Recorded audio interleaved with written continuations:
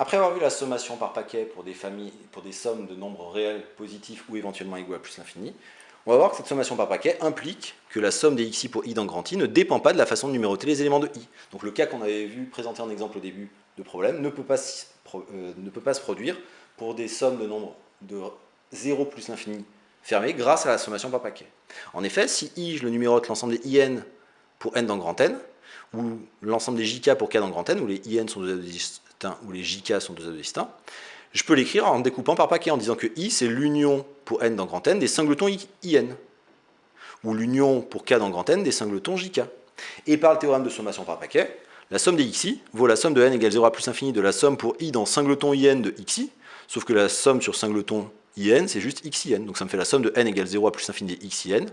Et puis par la même chose avec la sommation par paquet en écrivant comme ci, ça fait la somme de k égale 0 à plus l'infini des x indice jk. Et donc on voit qu'on a obtenu la même chose. Ça, c'est que la première étape de tout un tas d'opérations qu'on a donc le droit de faire sur des sommes de nombres de R plus union plus l'infini. Les propriétés sont connues, elles sont déjà utilisées, mais il y en aura des nouvelles, notamment les deux dernières. La première, c'est que si I est un ensemble au plus dénombrable, on a la quasi-linéarité. Ce que j'appelle quasi-linéarité, c'est que si j'ai deux familles xi et yi, des familles de nombres de 0 plus l'infini et lambda plus dans R+, alors je peux découper la somme sur i des lambda xi plus mu yi vaut lambda fois la somme des xi plus mu fois la somme des yi, avec la convention, si jamais les lambda ou les mu sont nuls, que 0 fois plus l'infini, ça fait 0. La croissance, si xi et yi sont des familles de nombres de 0 plus l'infini, telles que pour tout i xi inférieur ou égal à yi, alors la somme des xi est plus petite que la somme des yi.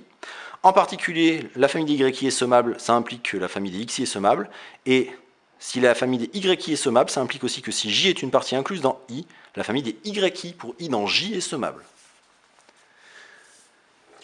Théorème suivant important, ce qu'on appelle le théorème de Fubini positif. Si j'ai une famille uij indexée par n au carré de nombres de 0 plus infini, n au carré étant dénombrable, alors je peux sommer dans les deux sens, c'est-à-dire la somme pour i dans n de la somme pour j dans n des uij. J'ai le droit de permuter les deux sommes, sans problème, ce sera une égalité qui sera vraie, évidemment, égalité qui sera vraie dans 0 plus l'infini fermé.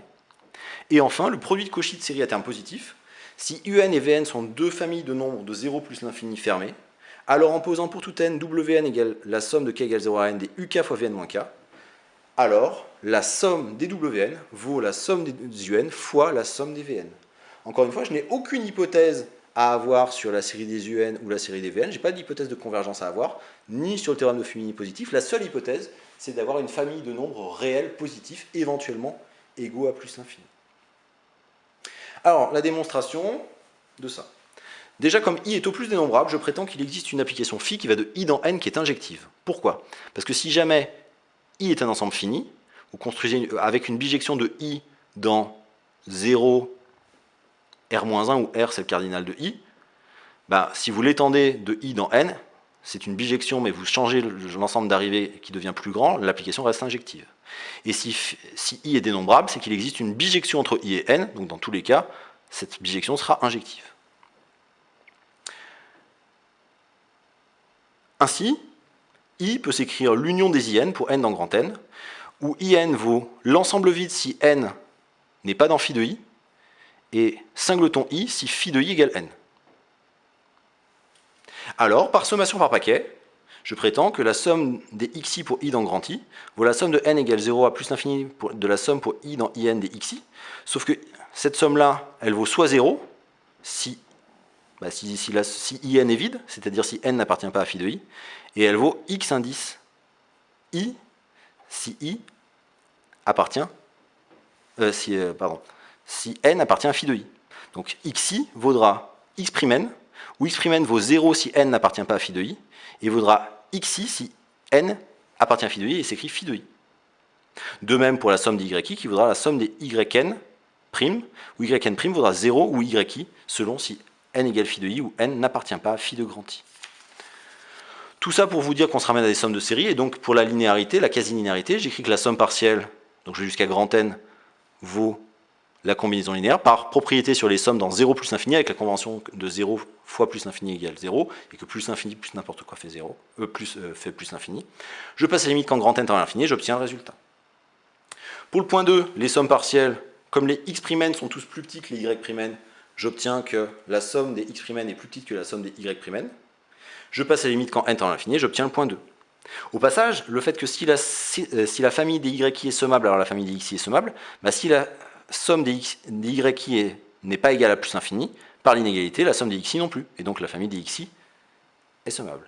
De plus, si j est inclus dans i, si je pose x'I qui vaut 0 si i n'appartient pas à j et y sinon, j'obtiens bien que pour tout i, x'I est plus petit que yi. Donc la somme des x'I est plus petite que la somme des yi. Si la famille des yi est sommable, la famille des x'I est sommable, et la famille des x'I sommable, ça revient à dire que la famille des yi pour i dans grand J est sommable. Donc avec cette inégalité-là, on conclut. Pour le théorème de Fubini, positif, n croix n est dénombrable. Mais n croix n, je vais faire un découpage en paquets en disant que c'est l'union disjointe pour i dans n de singleton i croix n. Donc par sommation par paquet, cette somme double vaut en fait la somme de i égale 0 à plus l'infini de la somme sur le paquet, sauf que la somme sur le paquet, c'est la somme pour j allant de 0 à plus l'infini de u indice ij. De même, en écrivant que n croix n, c'est l'union disjointe des n croix singleton j, l'union étant disjointe, j'obtiens la somme dans l'autre sens. Et donc, comme la somme sur la famille dénombrable vaut et l'un et l'autre, parce que la formule de sommation par paquet me dit que le résultat obtenu est indépendant du découpage par paquet, j'obtiens bien le théorème de Fubini positif. Enfin, pour le produit de Cauchy, je vais encore m'intéresser à une famille de nombres indexés par n croix n, qui est la famille des ui fois vj, pour ij dans n croix n. Et là, je vais écrire que n croix n, c'est un peu comme dans la dénombrabilité de n carré, je vais l'écrire comme l'union disjointe des in, où in, c'est en gros la diagonale, c'est-à-dire c'est l'ensemble des couples de n au carré, tel que i plus j vaut n.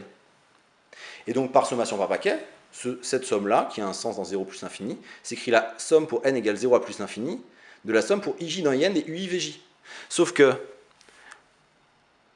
pour que ij appartienne à in, ça veut dire qu'on a i qui est entre 0 et n, et j qui vaut n moins i. Donc ça fait la somme pour i allant de 0 à n de ui fois v indice n moins i, ce qui est exactement wn. D'autre part, cette somme-là, par